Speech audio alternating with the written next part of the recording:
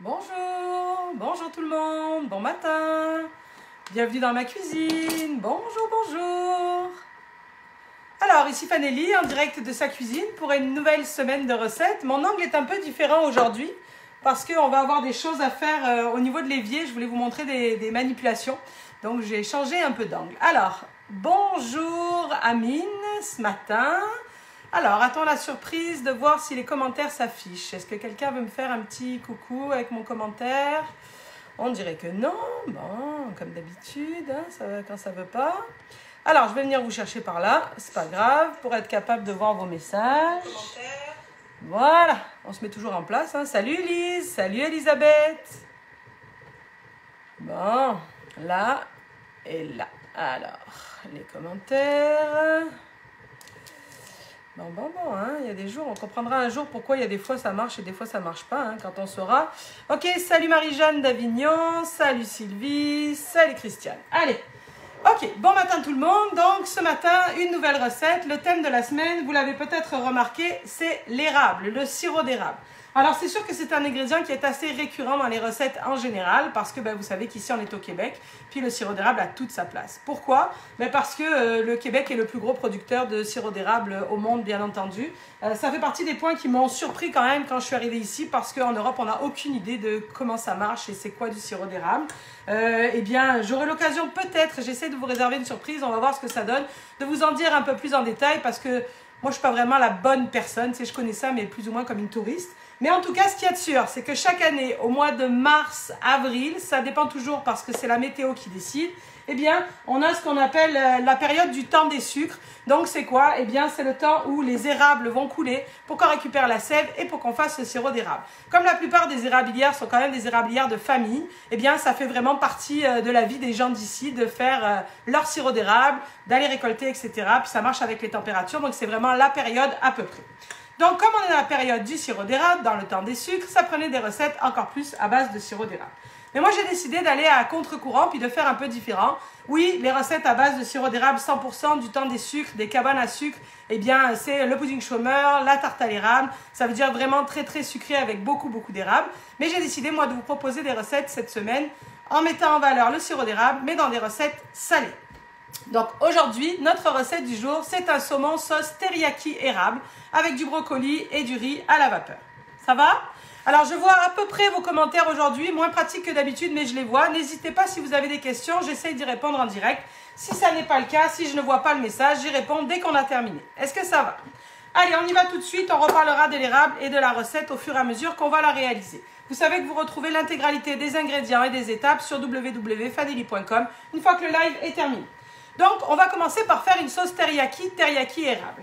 Donc, qu'est-ce qu'on va faire? On va mettre à l'intérieur du bol une gousse d'ail et un morceau de gingembre. Donc, moi, mon gingembre, je l'épluche, je le coupe en morceaux et je le mets au congélateur. Donc, ça va faire un peu de bruit parce que je l'ai sorti du congélateur il y a 5 minutes.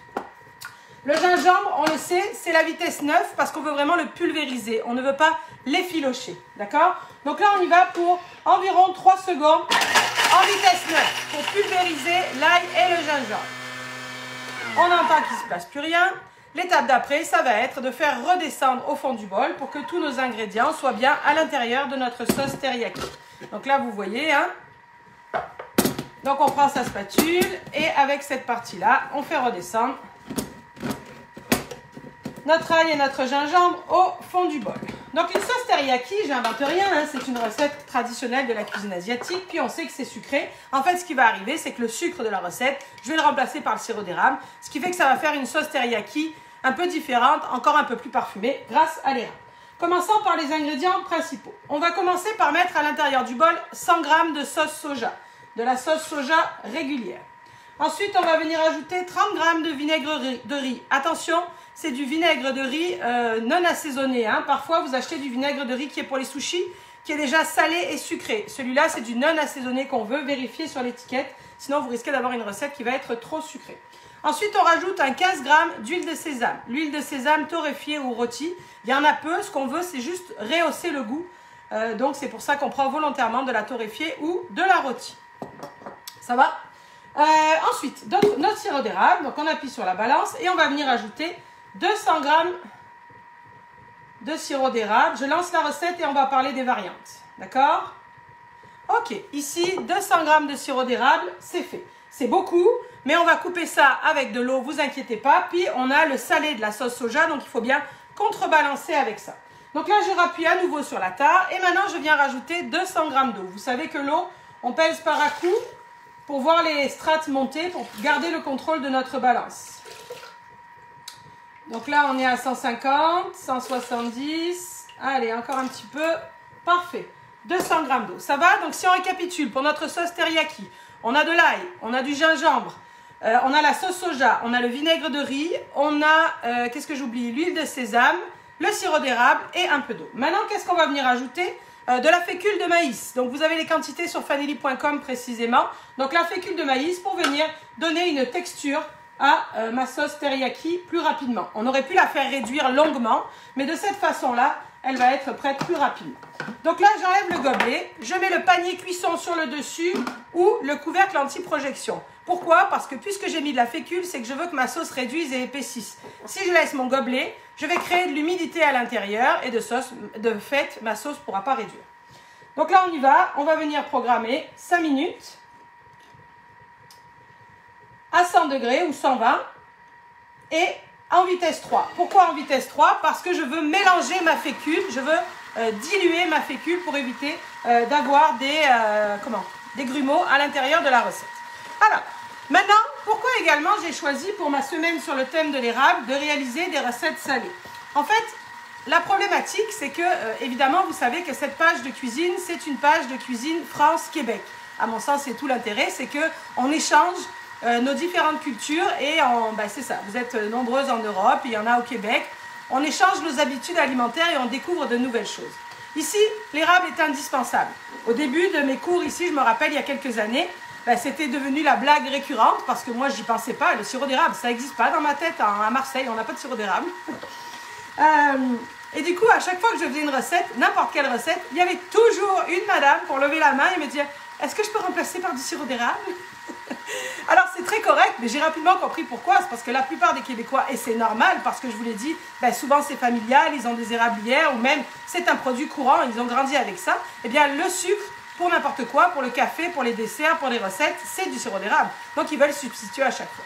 Donc, c'est certain qu'on ne peut pas remplacer le sirop d'érable dans n'importe quelle recette. Enfin, tous les sucres de n'importe quelle recette ne peuvent pas être remplacés toujours par du sirop d'érable, parce que, tu sais, si tu pars dans de la vraie pâtisserie, le sucre est là pour sucrer la recette, mais souvent il apporte une texture, tu sais, on blanchit son sucre avec ses œufs ou avec son beurre, puis ça donne, tu sais, le sucre c'est sec alors que ça c'est liquide. Donc dans une recette de pâtisserie, parfois c'est délicat de remplacer par autant de sucre que de sirop d'érable.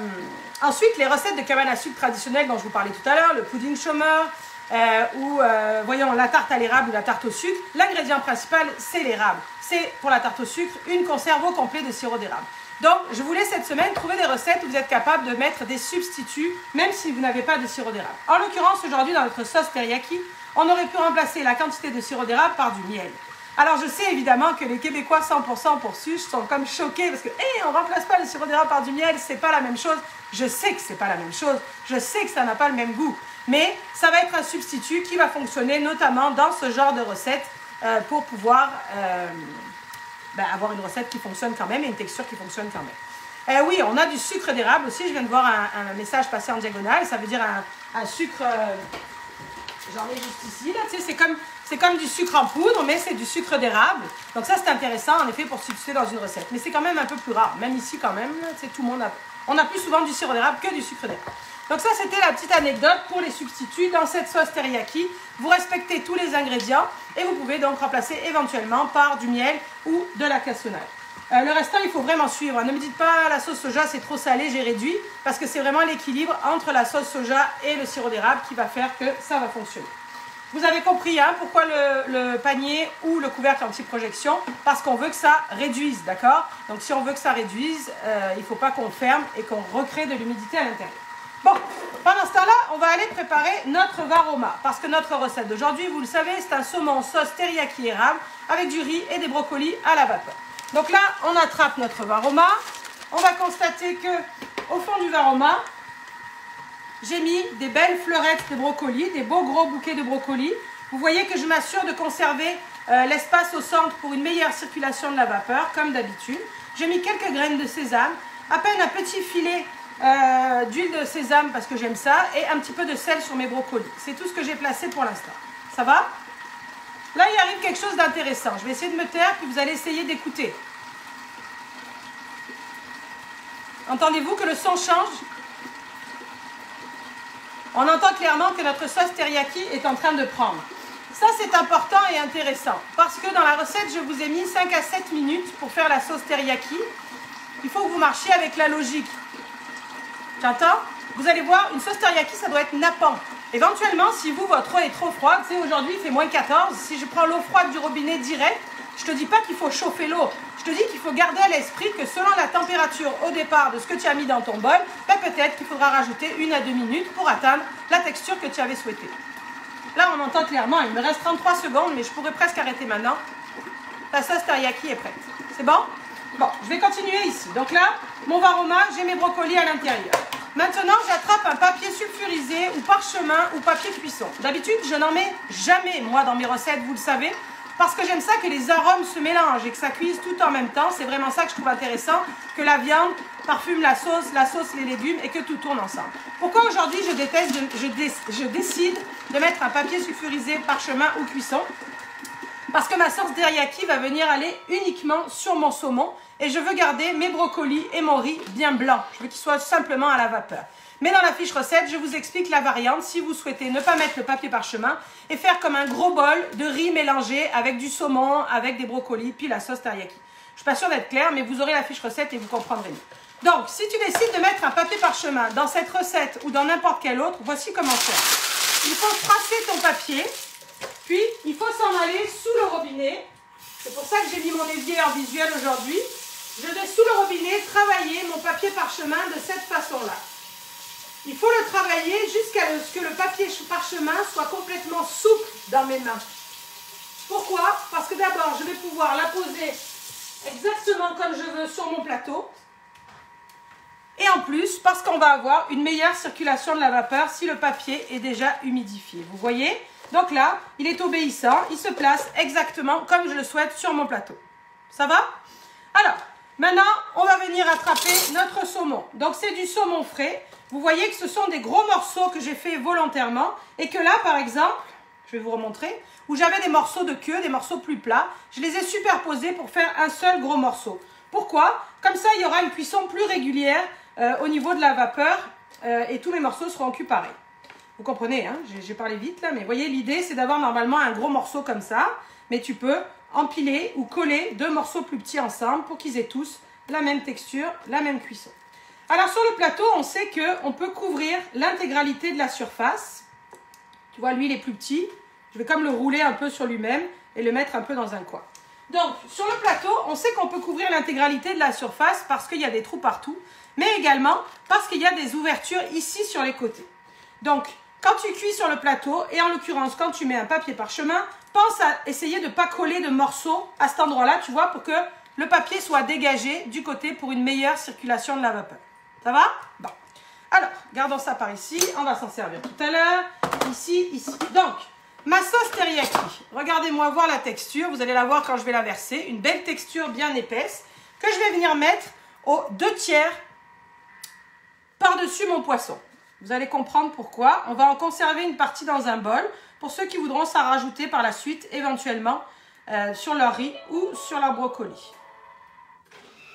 Vous entendez que mon autre ami sonne parce que, évidemment, j'ai fait une recette d'avance pour vous montrer de quoi ça avait l'air.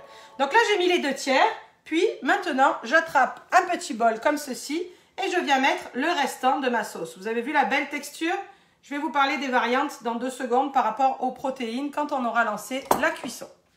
Est-ce que ça va? Encore une fois, si vous avez des questions, notez-les. Ça me fera plaisir d'y répondre quand j'aurai terminé ce live-là avec grand plaisir. Donc là, ce que je vais faire, c'est que je vais juste m'assurer que tous mes morceaux soient bien couverts de sauce pour que tout le monde ait bien sa sauce teriyaki. Qu'est-ce que vous en pensez? Ça a l'air appétissant, non? Vous y voyez, hein, là? Oui, vous voyez bien, hein? Ok, donc là, on fait comme ça, on fait comme ça. Notre saumon est bien installé. Maintenant, ce qu'on va faire, c'est qu'on peut éventuellement, si on le souhaite, se rajouter quelques oignons verts. Ça, c'est vraiment facultatif. Moi, j'adore les oignons, donc j'en mets un peu, mais vous n'êtes pas obligé du tout. Ça va? Le varoma est prêt. Maintenant, ce qu'il faut qu'on fasse, c'est s'occuper donc du bol. Pour cuire notre riz, nos légumes et notre saumon, on va commencer par venir ajouter du liquide. Je n'ai volontairement pas lavé le bol parce que ce qui est dans ma sauce teriyaki va parfumer mon bouillon. Donc là, j'ai appuyé sur la balance. Par à coup, je vais venir ajouter 700 g d'eau. Hop, 670 et 700. Parfait. Ensuite, pour saler, même s'il y a quand même ma sauce teriyaki qui va parfumer, pour saler, je vais venir ajouter une belle cuillère de mon fond de légumes fait maison. Éventuellement, si vous avez réalisé la recette du fond de poulet à l'asiatique, vous auriez pu mettre ça là-dedans. Ou ça aurait pu être du fond, peu importe, là, la sorte de fond. Est-ce que ça va? Maintenant, il faut qu'on s'occupe du riz. Donc, on prend son panier, on prend son riz. Dans cette recette, 200 g de riz au jasmin ou de riz basmati. À chaque fois que tu vas faire du riz, c'est très important de le mettre dans ton panier. Puis au dernier moment, tu vois, j'aurais pu le faire avant pour gagner du temps, mais je ne l'ai pas fait. Au dernier moment, je vais m'en aller sous le robinet par ici et je vais venir rincer mon riz longuement. Puis vous voyez, je brasse comme ça. Il faut venir mélanger. Pourquoi? Parce qu'on cherche à retirer un maximum d'amidon de notre riz pour éviter qu'il colle. Donc une fois seulement que je l'ai bien rincé, alors je viens le placer à l'intérieur du bol. Ça va? On y va?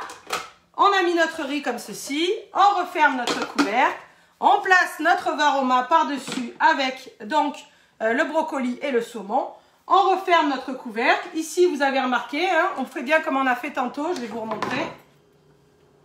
Tu vois, je dégage bien. Éventuellement, tu vois, j'appuie mon papier pour laisser ici. J'appuie mon papier pour laisser ici une belle circulation de la vapeur. Si le papier dépasse du varoma, c'est pas grave. C'est vraiment à l'endroit des ouvertures qu'on essaye quand même de laisser ça bien ouvert. Je m'assure que mon couvercle soit quand même bien hermétique. Et là, on est parti pour une vingtaine de minutes. Évidemment, température varoma et vitesse 4. Alors, vous allez me dire pourquoi vitesse 4? D'abord, pourquoi on a rincé notre riz? Parce qu'on a besoin d'enlever un excédent d'amidon. Avant, dans ta vie d'avant, tu ne faisais pas ça. Mais dans ta vie d'avant, tu prenais l'eau dans ta casserole, tu l'emmenais à ébullition. Une fois qu'elle était chaude, tu balançais ton riz directement. Et le riz, il se promenait dans la casserole bien large, bien tranquille, dans la casserole d'eau bouillante. Ici, tu mets ton riz dans un liquide froid, parce que tout est froid, serré dans son panier. Donc, dès que l'humidité va commencer à se dégager, l'amidon va sortir du riz et ça va créer comme une colle entre les grains. De sorte que tu peux le faire cuire 3 jours, ton riz, il ne cuira pas à partir du moment où il a fait la galette, où l'amidon s'est collé d'un riz à un autre. Non seulement le riz ne cuira pas, mais il va faire comme une barrière à la montée de la vapeur sur les niveaux supérieurs. C'est pourquoi c'est important de venir le rincer. Également, c'est pourquoi je mets la vitesse 4, car en mettant la vitesse 4, là où tout est froid à l'intérieur, ça va créer un mouvement à l'intérieur de la recette, à l'intérieur du bol, qui va faire que le riz, même s'il est froid et sec, il va comme se promener un peu pour éviter que si par hasard je l'ai mal rincé, l'amidon vienne donc se coller à son copain. Donc moi ça c'est une recommandation, vitesse 3 à 4, c'est le minimum quand on fait cuire du riz dans n'importe quelle recette. Maintenant, une fois que tu as atteint l'ébullition, une fois que tu es rendu en varoma, tu le sais, tu le vois sur ton écran, tu peux rebaisser sur 2 par exemple, parce que tu comprends qu'une fois que l'ébullition a embarqué, ben, le riz va se promener tout seul grâce à l'ébullition. Il n'a pas besoin de ce mouvement-là. Ça a du sens? Ça va? N'hésitez pas à écrire vos questions. J'ai du mal à regarder les commentaires en même temps aujourd'hui par rapport à l'organisation, mais j'y répondrai après avec plaisir. Ici, la petite astuce, c'est que la sauce qu'on a mis dans le bol, elle est chaude là. Si tu ne veux pas qu'elle refroidisse, ce que tu peux faire, alors là, je vois un commentaire sur la sauce soja. Ça, je vous l'ai déjà expliqué. Il y a des sauces soja plus ou moins salées que d'autres. Si vous trouvez que la vôtre, normalement, goûter ta sauce soja, ça devrait être mangeable, ça devrait être faisable. C'est fort, c'est salé, mais c'est faisable. Si quand tu goûtes ta sauce soja, tu craches, c'est impossible tellement c'est salé, c'est que tu as une sorte de sauce soja qui est extrêmement salée. Donc en effet, tu peux la détendre. Mais ça, il faut ajuster en fonction des marques. Donc là, j'ai mis un papier film sur mon bol et regardez ce que je fais. Je pose mon bol par-dessus mon varoma. Vous le voyez en arrière sur la recette que j'ai fait d'avance. Ce qui fait que ma sauce teriyaki, pendant la cuisson de mon saumon, est maintenue au chaud. Ça va? Oui? Allez, on s'en va prendre notre plat de service que j'ai un peu sali avec ma spatule. Par ici, on va se faire de la place et on va s'en aller voir de quoi a l'air notre recette. Alors, ici, c'est chaud, on a notre sauce, donc la même, vous voyez, puis c'est chaud, là, ça a maintenu la sauce au chaud pendant que le restant était en train de cuire. Je me brûle. Ici, notre sauce teriyaki. Ensuite, notre varoma. Donc comme d'habitude, on retourne, on attrape et on prend. Alors, justement, concernant les protéines, là vous voyez que ça n'est pas du saumon. J'ai décidé d'utiliser de la morue ou du cabillaud dans ma recette aujourd'hui. Mais on peut utiliser toutes sortes de protéines. Ça veut dire qu'on aurait pu dans cette recette mettre du poulet par exemple. À ce moment-là, tu aurais coupé des lanières de poulet. Parce que comme on cuit seulement 20 minutes, tu comprends que si tu mets des morceaux de poulet trop gros versus le poisson, ça ne sera pas cuit. Éventuellement, des lanières de filets de porc ou filets mignons de porc pourraient aller dans cette recette. Ou ce qui pourrait être intéressant également, ce sont des grosses crevettes. On aurait pu mettre des grosses crevettes également. Avec la sauce teriyaki, ça aurait été super.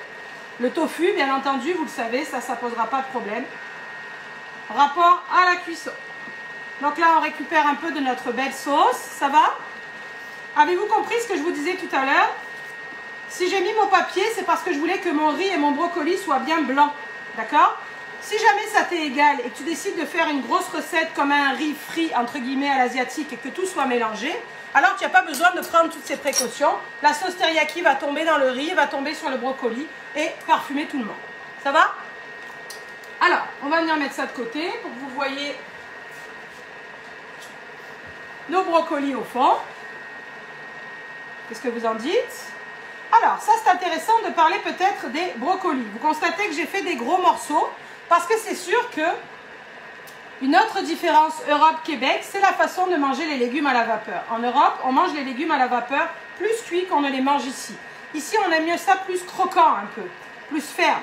Alors, quand ça t'arrive d'essayer une recette et de trouver que les légumes sont trop cuits ou pas assez, il n'est pas question de commencer à jouer avec la recette. Il n'est pas question de commencer à changer les minutes, changer les liquides. Tu prends des risques et ça devient compliqué. Ce qu'il suffit de faire tout simplement, c'est de varier la taille des morceaux. Si tu as fait une recette et que tu trouves que le brocoli est trop cuit, alors il suffit de faire des morceaux de brocoli plus gros dans le même temps et ça ira bien. Si tu trouves que le brocoli n'est pas assez cuit, alors fais des morceaux de brocoli plus petits et dans le même temps, ça ira bien. Ça va? Ça a du sens? Oui? Ok. Ici, on va venir chercher notre riz. Donc ça, vous le savez, on attrape avec notre spatule. Je vais me prendre une assiette pour ne pas en mettre partout. Ça va? Oui, tout va bien? Bon. Ça a l'air plus compliqué que ça ne l'est. Hein? Donc là, mon riz, vous voyez qu'il est parfaitement cuit. Comme ceci. Puis, on va venir le placer correctement dans notre plat. Vous ne voyez plus, hein? Ici et là. Alors, le riz est parfumé quand même, puisqu'il y avait un peu de sauce à l'intérieur du bol. Vous vous rappelez, on ne voulait pas perdre le beau mélange teriyaki. Donc là, c'est une recette pour 4 personnes. Il me semble que ça va bien. Hein? 200 g de riz, c'est bien suffisant. On a une belle quantité de brocoli. Et là, donc, voici de quoi ça a l'air. Puis, à côté, ça va? Je vous ai perdu un peu avec les messages aujourd'hui. Oui, c'est facile. Hein? C'est parce que je vous ai donné plein d'astuces en plus, je pense. Mais dans les faits, la recette est assez simple. On va s'essuyer un peu la bordure. Quitte à faire, on va faire les choses correctement. Ici, ici. Et là, vous voyez, donc, on a notre sauce qui est chaude avec une belle texture, notre sauce teriyaki, qu'on peut éventuellement venir ajouter un filet soit dans le plat, soit dans l'assiette de chacun pour venir se gâter un peu.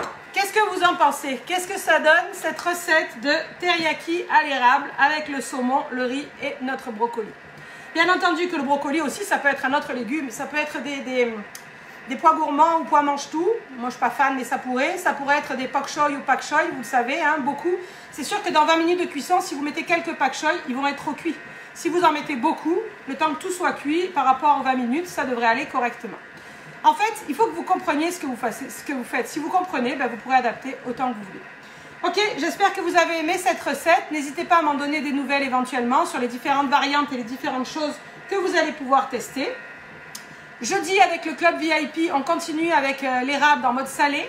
On va préparer une recette traditionnelle de Pâques ici. Ici, à Pâques au Québec, la tradition, c'est pas l'agneau, c'est le jambon.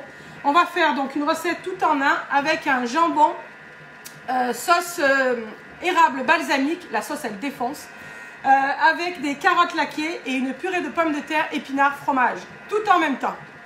La cuisson est un peu plus longue, mais ça va être tout en même temps, tout sera prêt. Donc ça, c'est jeudi pour le club VIP. Le club VIP, c'est pour celles qui en veulent encore un peu plus de recettes, plus de live, plus de rendez-vous. puis le groupe privé où on échange beaucoup. Vous avez les renseignements, abonnement sur fanelli.com si ça vous tente. Quoi d'autre? Restez à l'affût. Probablement que ce week-end, il y a une belle surprise qui devrait apparaître sur fanelli.com. Donc, vous m'en donnerez des nouvelles. Allez, je vous souhaite un beau mardi. Puis, je vous dis à jeudi pour certaines et à la semaine prochaine pour les autres. La semaine prochaine, on commence avec Pâques. Des belles recettes de Pâques. Salut tout le monde. Merci.